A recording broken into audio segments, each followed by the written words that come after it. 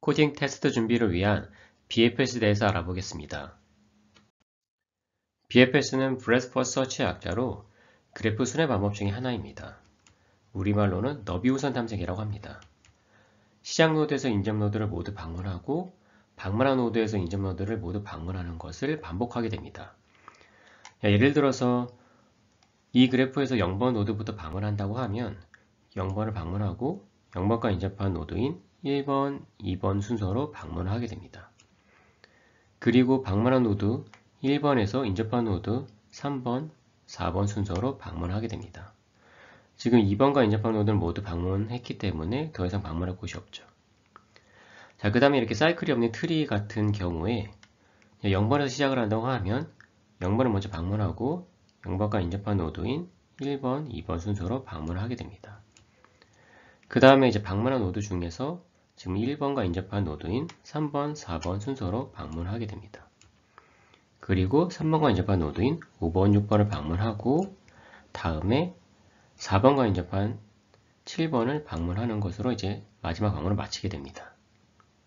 자, 그래서 이렇게 트리 같은 경우에는 루트에서 시작을 한다고 하면 이 뎁스가 깊어지는 순서로 먼저 방문하게 되죠.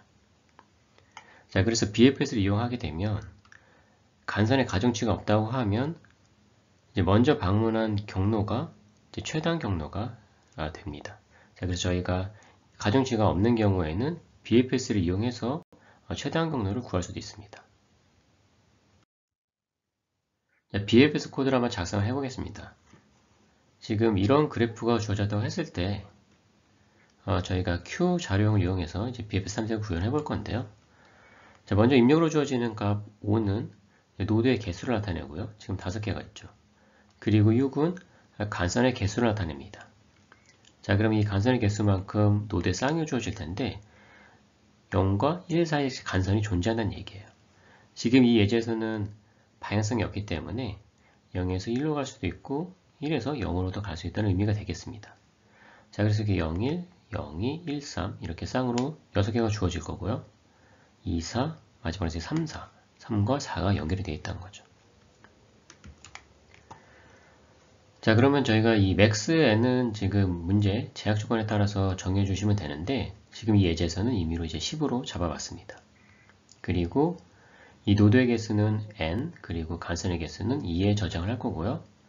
다음에 그래프는 이제 여러 가지 형태로 표현해 볼 수가 있는데 여기서는 간단하게 인접 배열로 정의를 해봤습니다.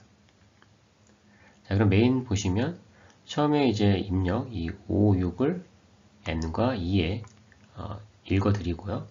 다음에 이 간선, 주어지는 간선만큼 저희가 이제 1로 바꿀 텐데 주어지지 않은 값은 간선이 없는 거니까 0으로 표현할 거예요.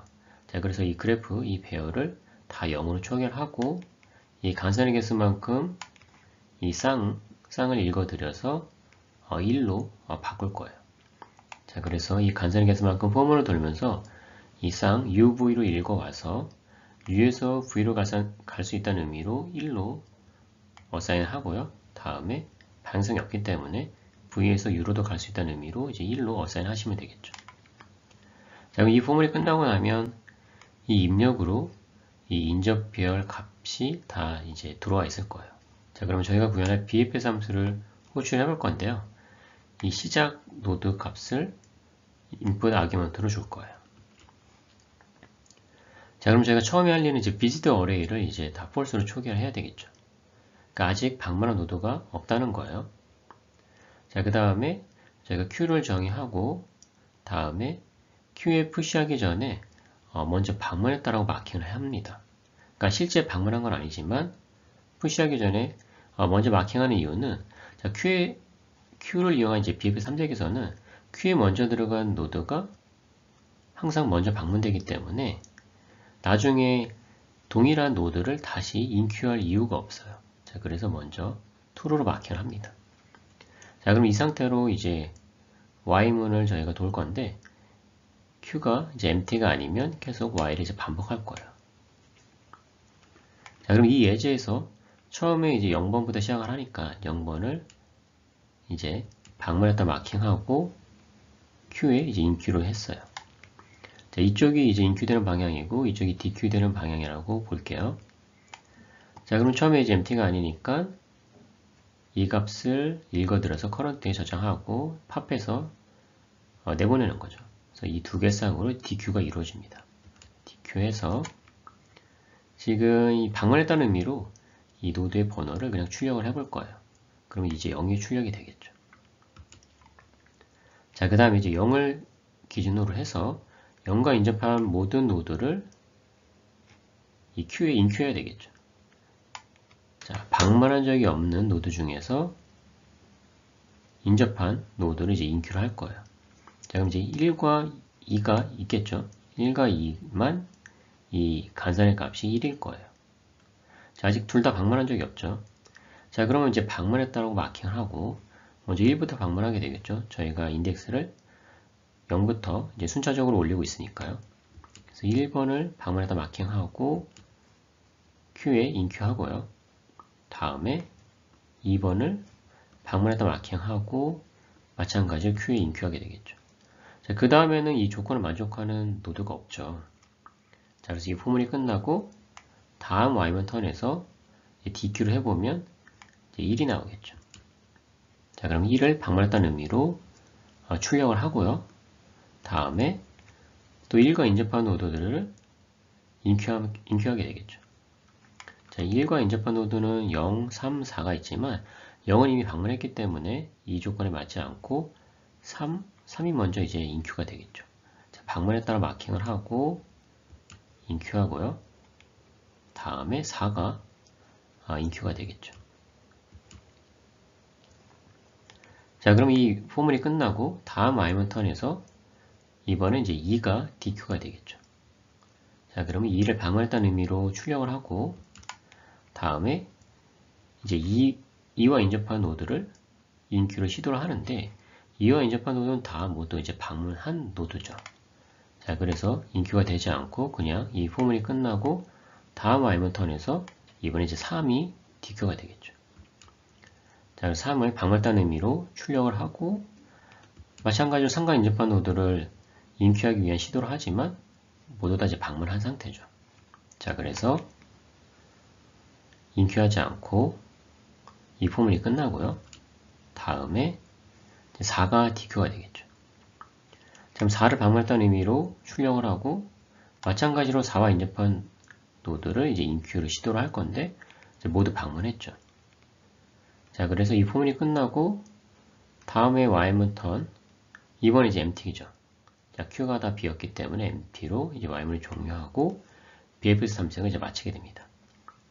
자, 그래서 저희가 출력한 순서를 생각해 보시면 0, 1, 2, 3, 4 순으로 출력을 했겠죠. 자, 그래서 이렇게 0번 시작 노드부터 가까운 순서대로 먼저 방문이 되는 거죠. 그래서 1, 2 간선 하나만 거치는 1, 2가 방문이 되고 다음에 간선 두 개 거쳐가는 3, 4가 방문이 되는 거죠. 자, 그래서 이렇게 간선에 가중치가 없다고 하면 저희가 이 BFS 탐색을 이용해서 최대한 경로도 이제 구해볼 수가 있습니다. 자, 그럼 이번에는 BFS를 활용해서 최단 경로를 구하는 예제를 한번 보겠습니다. 이렇게 입력으로 처음에 이 2차원 좌표 공간의 크기가 주어질 거고요. 지금 가로, 세로의 길이가 5란 뜻이에요. 자, 그렇게 0은 빈 공간이고 1은 이제 벽이라고 보시면 되고요. 다음에 0일은 시작점의 위치를 나타내요. 자, 그래서 0행 1열 이 붉은색으로 표시한 부분이 시작점이고 다음에 4행 2열 4행 2열 이 파란색으로 표시한 부분이 도착점이에요. 자, 그래서 출발점을 시작해서 도착점까지 가기 위한 최단 경로를 구해볼 건데요. 지금 보시면 벽으로 막혀있기 때문에 이렇게 약간 돌아서 가야 되죠. 자, 이 거리를 한번 구해볼 거예요. 자, 그러면 이 맥스에는 이제 문제 조건에 맞게 정해주시면 되는데, 자, 여기서는 임의로 10으로 정해봤습니다. 자, 그리고 이 위치를 나타내기 위한 포인트, 스트럭처를 정의했는데, 행과 열의 좌표를 가지고 있고, 그리고 저희가 이제 거리를 구할 거기 때문에 이 디스턴스 값을 가지고 있을 거예요. 자, 다음에 이 델타 어레이 정의할 건데요.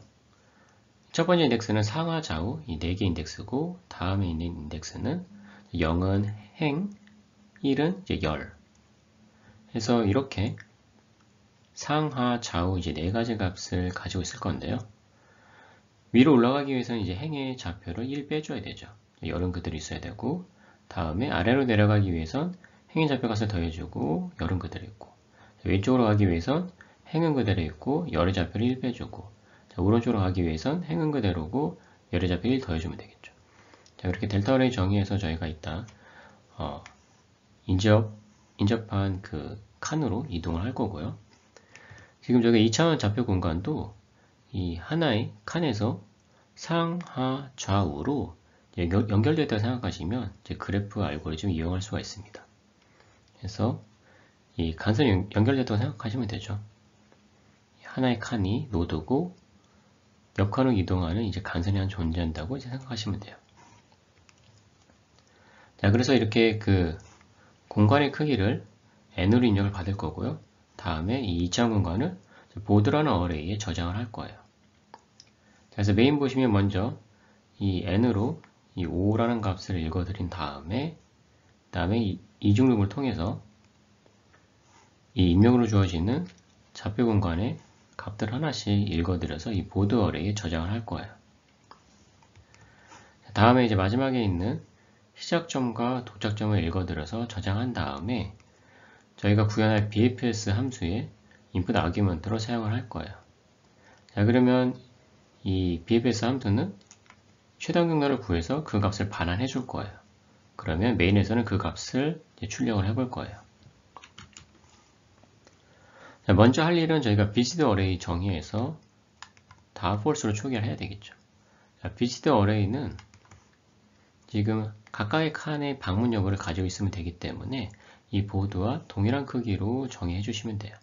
불타입으로 정의를 해서 다 false로 초기화했고요. 다음에 저희가 이제 Q를 이용해야 되는데, 자, 여기서는 이제 포인트 타입이죠. 그래서 포인트 타입으로 Q를 정의했고요. 자, 앞서 말씀드린 대로 BFS 탐색할 때는 인큐하기 전에 방문했다라고 먼저 마킹을 할 거예요. 자, 그래서 시작점을 방문했다라고 마킹한 다음에 인큐하는 거죠. 자, 이건 initialize list 심플 문법이에요. 그래서 이렇게 중괄호를 묶어주시고 값을 적어주시면 이 스트럭처에 정의된 이 멤버 변수에 차례대로 어사인 된다고 생각하시면 돼요. 최초 시작점이니까 시작점에서 시작점까지 가기 위한 거리는 0이죠. 자, 그래서 디스턴스는 0으로 시작을 해주시면 돼요. 자, 그 다음에 이제 y문을 돌 건데, 자, empty가 아니니까 이제 시작을 하는 거죠.